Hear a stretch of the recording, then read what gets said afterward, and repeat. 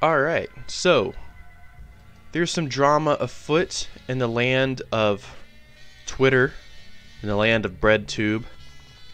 I've talked about Contrapoints in the past and how she's big inspiration to me. She inspired me to start my own humble channel, and yeah, I'm inspired by her even to this day, just because of her production values, the quality, and I'm a fan of the scripted, well acted, what am I trying to say, like, the amount of time and planning that goes into Contrapoints' videos is enviable. It's something that shows. Her videos are great, but even the greatest among us occasionally have a misstep, have a stutter step. Even the greatest among us occasionally put their foot in their mouth.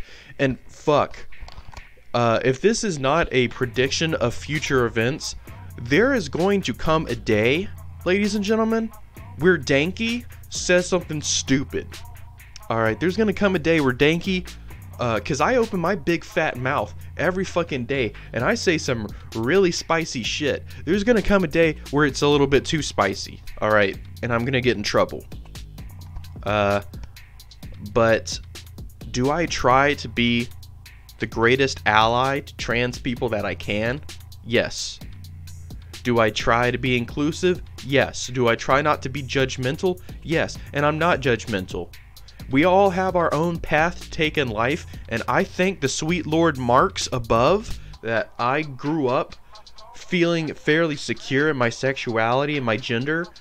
I can't imagine how hard it is to grow up in this fucking society as a trans person and have to deal with being misgendered and have to deal with the bathroom issue and literally everything. It's stuff that cis people just don't think about.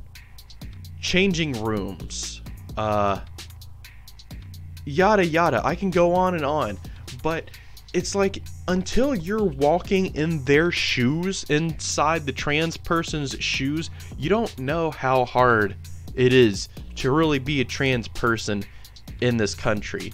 And so I can imagine for a lot of trans people, you look up to somebody like Natalie Wynn, you look up to somebody like Contrapoints, because here is a trans person who is huge on YouTube, getting a mass audience, and is basically your spokesman, your spokeswoman.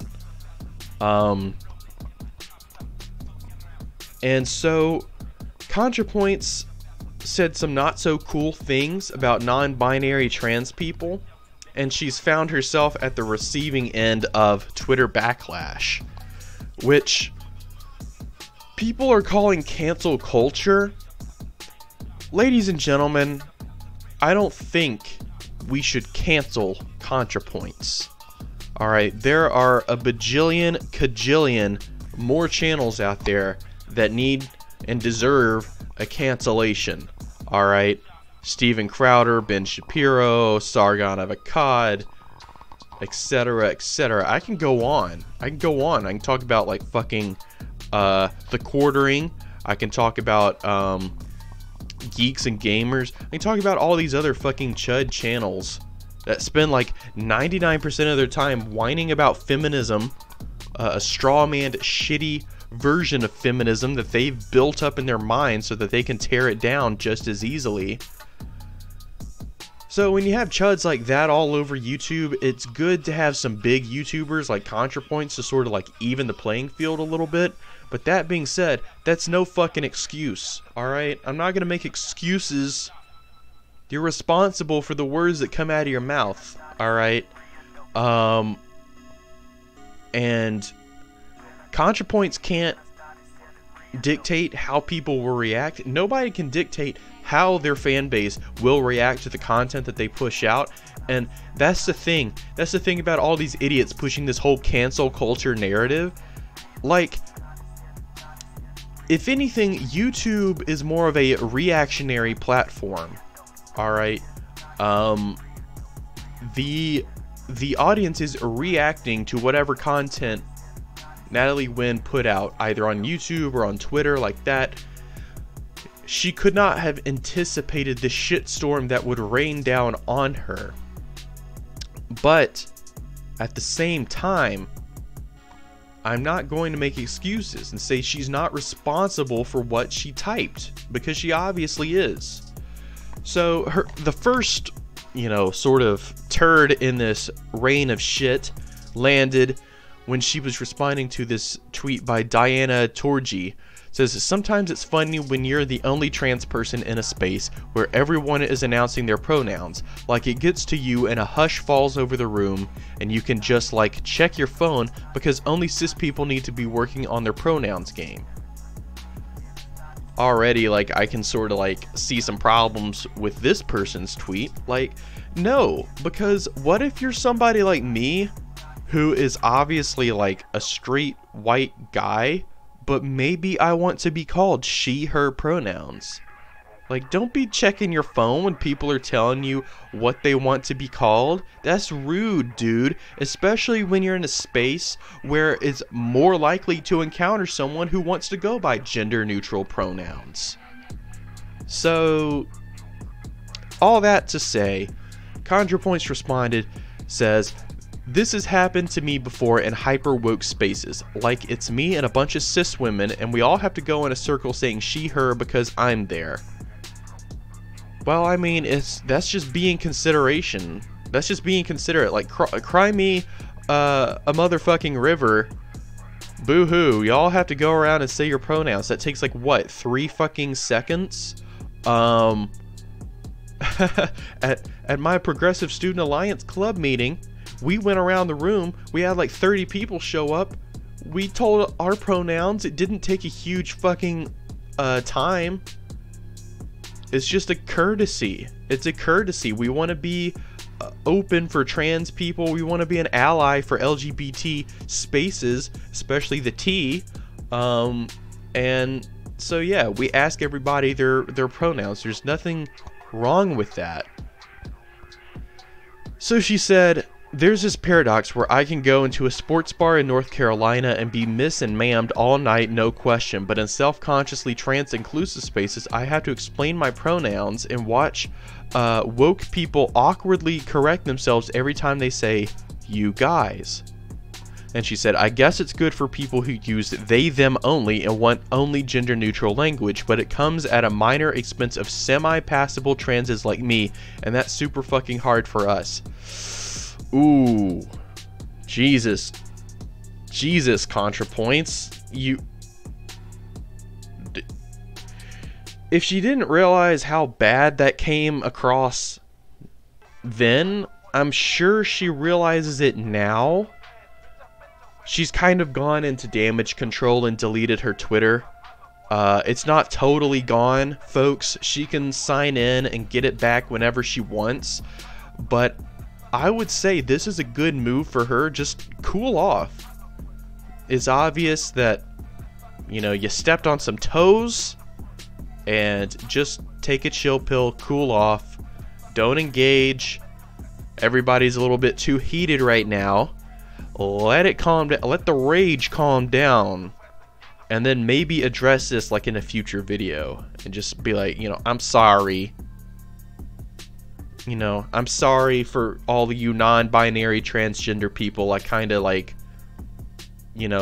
stepped over you. Described how you're basically inconvenient. Comes at the minor expense of semi-passable trans people like you, Natalie Wynn. And that's super hard for you. I hope you were being sarcastic when you said that, because like it's not a fucking non-binary trans people should not be an inconvenience to you. If anything, you should be happy to see more non-binary trans people coming out and being not afraid to share their pronouns, to share with other people in a safe space what they would like to be addressed as. And it's all about the intent. If you call a bunch of people you guys, I've done that before, and I don't have any like misgendering maliciousness about it. Down here in Tennessee, we say y'all, I think that might be something we should extend to our comrades up north. Start saying y'all. That's a good gender-neutral term for you guys. Y'all want to go get some tea? Some sweet tea? That sentence has been spoken in the South since time immemorial, alright? Y'all want to go get some sweet tea. Alright, that is like a Southern sentence if ever I've seen one. But, the whole separating the trans community into passable and non-passable, to me, I feel like that's the big problem here, Contrapoints, is that you're saying some of you aren't passable enough, and that comes as an expense, a minor expense, but it's still an expense for those of us who are privileged enough to be able to pass as a trans person. And what passes for somebody might not pass for somebody else. She's talking about this on her own channel, how trans people, especially when they're like in the beginning of their transition, they have a keen fucking eye, and they can clock people like from a mile away, but that's just because they know what to look out for, right? Somebody like me who doesn't fucking know anything about anything, I get around a pretty girl, I start stuttering and blushing, and I turn it into just a big blushing goofball.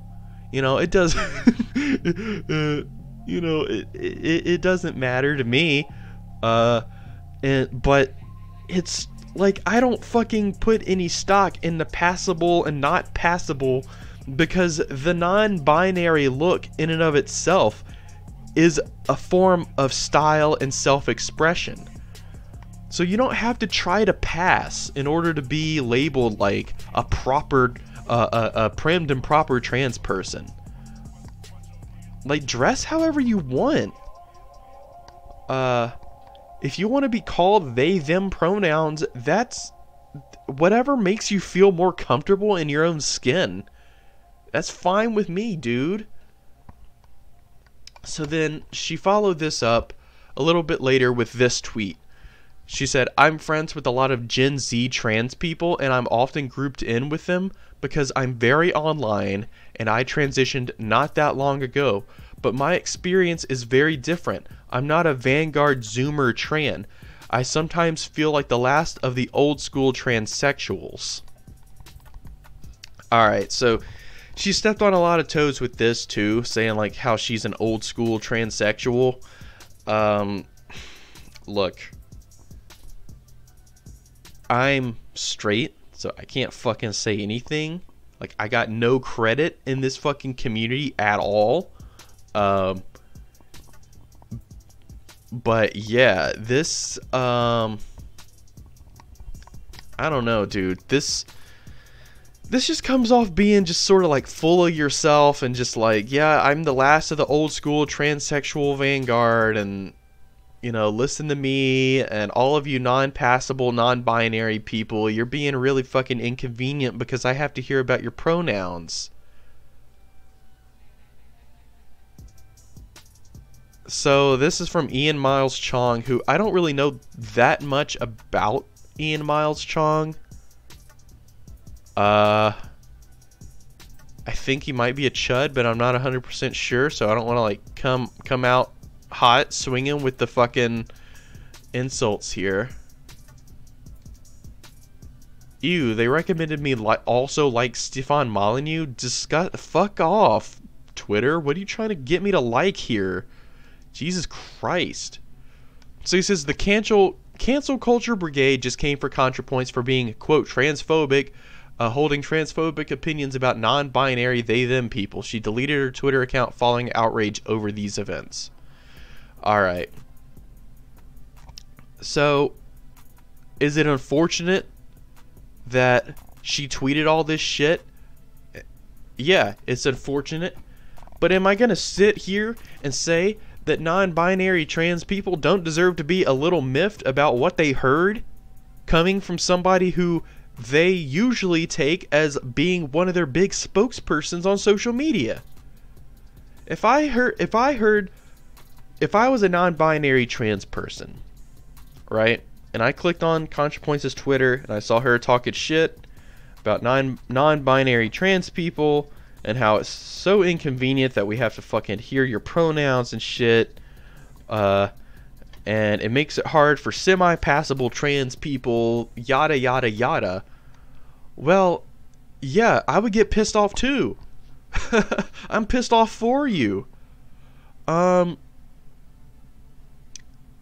whole cancel culture thing, I think, is a false argument. It's like, what came first, the chicken or the egg? It's kind of like asking, what came first, the outrage or the cancel culture? Ladies and gentlemen, the outrage came first. It's not like people just decided, today we hate Contrapoints, and let's just turn on her and fucking kick her to the curb. That's not what happened at all. Contrapoint said something dumb, alright? And then the group that she targeted, the group that she dissed, comes out and swings back and says, yo, this ain't right. This ain't it. She, Contrapoints, gets upset, takes her Twitter down. Temporarily. This isn't cancel culture. And I don't think she would call this cancel culture either, Contrapoints. I think Contrapoints, when she does address this, and she needs to address this, she needs to come out hat in hand and say, I'm sorry. I didn't mean to, throw non-binary trans people under the bus. From what I understand, Contrapoints is a gender fluid transgender woman. So I'm a little bit confused as to why she's sort of drawing this line in the sand and saying, well, my pedigree is above everybody else's because I'm an old school Zoomer trans, and I'm an old school trans vanguard, and I'm semi-passable and you're not.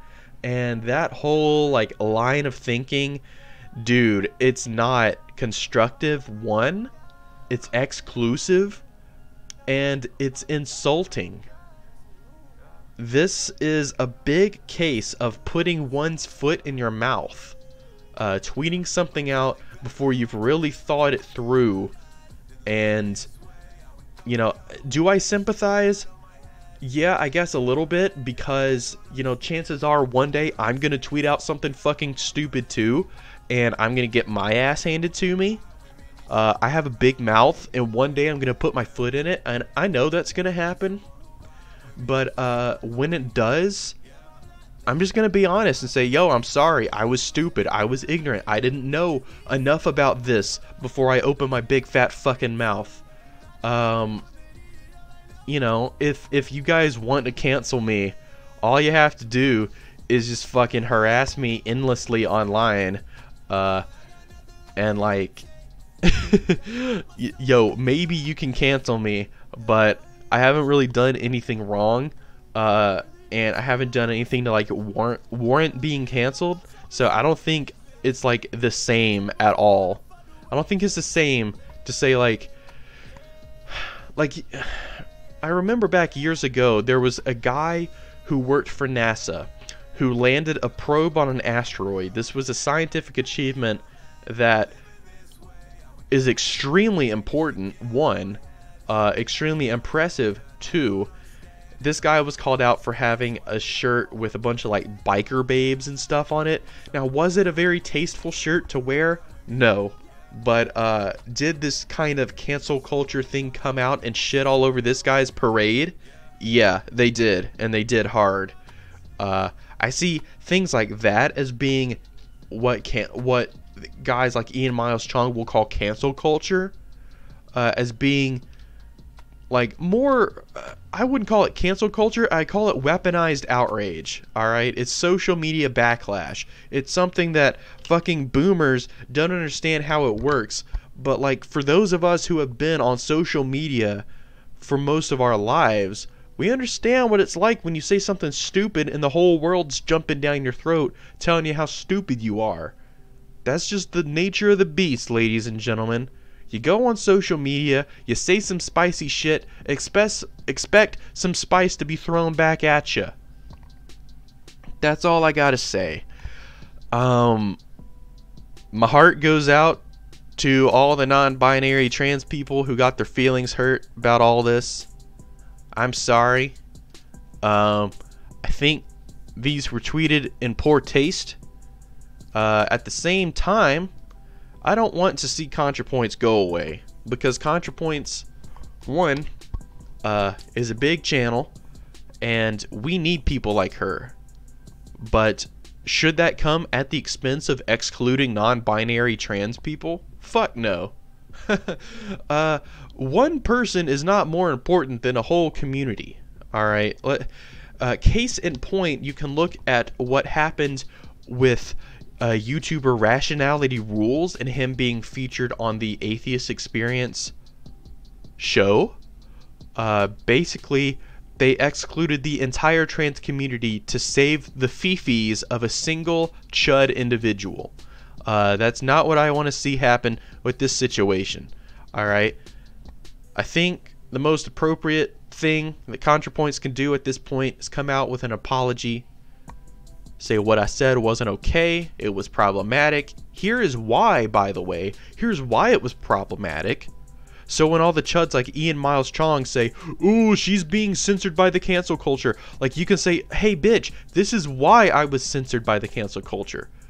This is why they were mad in the first place. This is what I said, and this is why they took offense.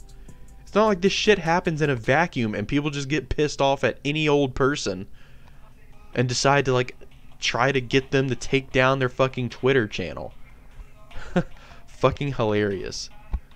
But anyway, that's my take. Contrapoints, come back. Don't go away forever. But at the same time, yeah, you got a little bit of explaining to do. Take some responsibility for what you tweeted out.